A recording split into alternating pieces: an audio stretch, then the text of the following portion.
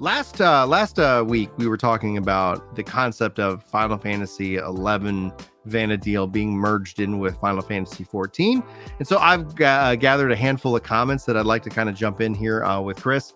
A Distant World says, I would love to see this happen, maybe a large time jump from the events of Final Fantasy 11 to 14. It would be nice to see the zones again. The lore, though, seems like a barrier. But like you said, an alternative version of the Final Fantasy 11 world would be fun. I'm not sure that it should be like Eureka. I think Final Fantasy 14 people would, in general, reject that after a short time. I think this conversation points to how much Final Fantasy 11 players want that world back. Mixing it in with Final Fantasy 14 is probably not the best route to get there.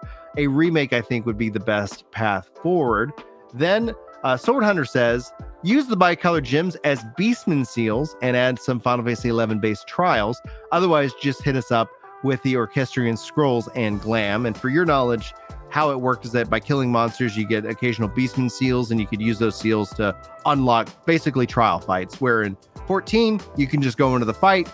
In 14 1.0, you had to go get the items so you can open the chest at the end of the fight. So that's essentially what that's calling back to. Draco Suave says, so Final Fantasy 11 stands, we love you, and you're great people, but you really need to understand that Final Fantasy 11 is the second least played of all the Final Fantasy, with Final Fantasy 2 being the last. Now, it might be the second most played, but pretty much until a couple years ago for 14, it was the most profitable of Final Fantasy that they've ever had. Vana'diel is incompatible with Aetherius lore-wise. One is a world where the gods made man. The other is a world where the mans made the gods. There is no real way to integrate both without being some kind of cheap knockoff. References are fine, do those, but man, the people don't want to play this game for Eureka. Mr. YouTube Andy, aka Michael, says, no, let Eorzea be Eorzea, let Vana'diel be Vana'diel. There's no need to mix the two. So let's talk about this a little bit more, because we covered this in our last podcast. How do you feel? Like overall, we're looking with Final Fantasy as it exists now, and having not played 11, like what would you want to see it? You know, not Eureka, like Eureka, just essentially kind of its own take on these zones. What do you think? I'd rather Vana'diel be a full expansion so that you could start to have something added like the bicolor gemstone system that's an optional way to engage in elements that are like that, where, you know, there's some sort of ability to go through a progressive fate system or something, some unique combat system that only takes place within the open world there. Exploratory zones were fun, and it was cool what they could do with the instance server, but I'd love to see the next version of exploratory zones just be open world. That would allow things like the world visit system to better consolidate people for that in real time instead of having to worry about an instance timer or anything like that. So I'd love to see something like that exist. I'd just rather it be its own expansion. And I think that it needs to be in addition to the standard features. And so it needs to be added just like Exploratory was added, just like Crystalline Conflict was added, just like Island Sanctuary was added. It just needs to be an optional new way to play. The scale of those can range wildly. Adding a new Leap of Faith feels like it must be fairly cheap. Adding something like Island Sanctuary feels like it must be fairly expensive. Some things are just hardware restricted. So adding to the Glamour Dresser feels like it doesn't take them a lot of effort.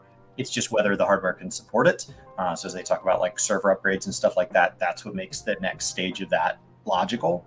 So I don't know where it falls on that spectrum, but that's where I'd like to see it. I hope that a lot of these places that have a lot of anticipation around them, Mercidia, Corvos, the New World, Vana'diel, whatever, what I hope is that they aren't used like Garlemald was used, where you get a single zone that gets a third of one MSQ quest line, and then that's kind of it. I hope we're not done with Garlemald for that very same reason, because it feels like I could have done a whole expansion in the time and land of Elpis, you know, and instead we just get the one spot. So, you know, when you look at something as large as Mercidia that has all sorts of different lore from different eras tied to it, Mercidia for sure should be its own expansion. So if Mercidia gets an Elpis treatment, that's a way more egregious loss than Elpis, in my opinion. Like, I could have spent all time in Elpis. I think there's a lot of people that are like, thank God I didn't. I think that, like, Mercidia really does have that much meat on the bone. Vana'diel really does have that much meat on the bone, assuming Vana'diel's somewhere we're ever going to go. Yeah, Vana'diel absolutely has that level of, like you said, meat on the bone. Mercidia as well. I think if they do go with Mercidia in 7.0, like I would really hope that that would be essentially the primary focus, because one of the things that, yeah, within Endwalker, like you have a couple of zones on the source. You have to go back to, the Elpis, we'll just say that.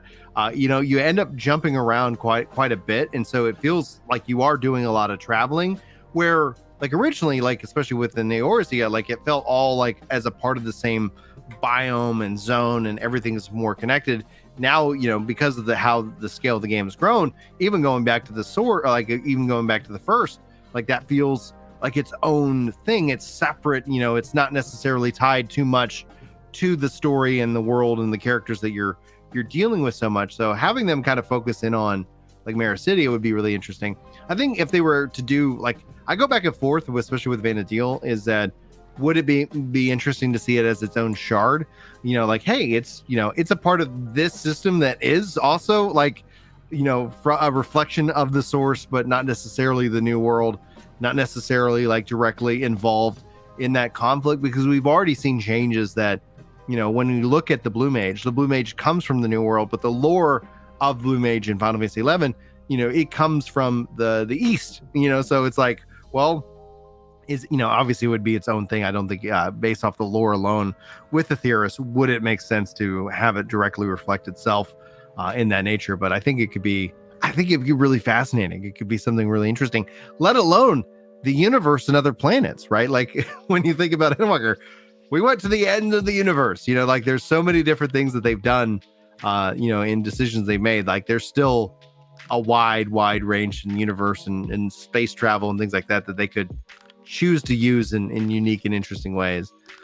I, for one, would, like I said, I stand by what I said. Like it would, even the callbacks, even the references, even what have you, would be really key indicators. And I think the key takeaway is the technology behind it. Like continuing to drive in like new open world gameplay is what I think if they were going to go with Vana'diel and you didn't have some open world kind of gameplay, I think people would feel like, especially who are you attracting? Who is the audience for this content? And if it's just in name, I think 11 players would end up being maybe more turned off or more frustrated by it if it didn't appeal, at least in some degree, to them. Do you think, what do you think? I mean, 14 is definitely a game of fan service. So, if you're gonna take time to do something in name, it should not be name only ever, no matter what game you pull it from, 11 or otherwise. Mm-hmm. So as just an even broader, more blanket statement, like, yes, that appeals to Vana'diel. That also appeals to Kefka. Like anytime you're going to pull something in, don't just like name a random farmer Kefka. Like if you're going to take time to reference something, it should be a reference. Yeah. And that doesn't mean it can't be original. So like the Yorha raids felt much more like we just got near shoved into the game. A lot of the Final Fantasy references are much more like enjoyable for somebody that didn't play that other game. You didn't have to play the other game to get it. It was fun regardless, even if it is a reference to another game or a common theme within Final Fantasy games. So I think if you're going to reference Vana'diel, absolutely there needs to be some tribute. That could be just tributes in the way the MSQ plays out. That could just be tributes in the way a tribal quest plays out, or what the names of places are. Like it doesn't have to be, well, if you're going to use anything from 11, it has to be all of 11. But something about it needs to make a nod to those players. Like that's who this is for. Otherwise, I don't know why not just name it something else and then make a nod to those players. I would, so Chad's talking about when Shantoto invaded Final Fantasy 14, which is true. Like they brought in characters from 11 to 14 and vice versa. And so I think what would be kind of neat is, if nothing else, like to bring that event back. That's one of the events, the Shantoto event, that I'm surprised we actually have not seen a return.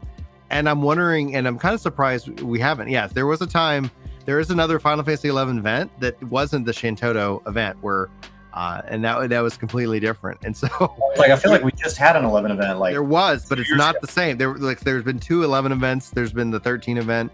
The 15 events come back twice, and it's so to the point where it's like, I'm wondering, especially in times where like we haven't seen a crossover event. Like I guess yeah, if you want to call the Uhura like the big crossover event of the last expansion, okay, cool. But like in Endwalker, we really haven't seen any kind of collab event, and that could have been a really good opportunity to bring back like one of these like past events to keep going over and over again. So yeah, and then chat saying Shintota Staffs was in the was also in the Eureka chests. But yeah, so she came. It was a really cool fight, big old, and her model from Final Fantasy 11, all done up in 14. So that would be something. I don't know. I think it'd be kind of cool to see more connections and to see if they decide to explore some of that. But I mean, I don't know. Like I haven't been playing, so your guess is probably better than mine when it comes to where the next storyline is going to take us. I guess we'll find out here this July, if nothing else. Mercidia feels the most logical to me, but I could be off. Mm-hmm. That's not based on spreadsheet. It just feels like everything's built to that Mercidia would need to be a part of it. Mm-hmm. And the South Sea Isles and all that. But I don't know. There's been a lot of talk about jumping shards, and because the void, like the 13th, gets us a connection to other reflections, and like I don't know. There's plenty of logical theories out there. Mm-hmm. I think Mercidia is the one that I would most want. All right. I think next time I'm going to talk to you about your speculation of 7.0 jobs. We haven't really jumped into that conversation in a while, and I'd be kind of curious to see as the evolution has evolved, like what hints do you feel that Yoshi P's been hiding in plain sight about what is the next job or jobs to be introduced. But anyway, outside of that, guys, thanks so much for joining us for the live show. We'll be back on Monday. Hopefully you guys all had a wonderful weekend and more, and hopefully you're enjoying the videos rolling out.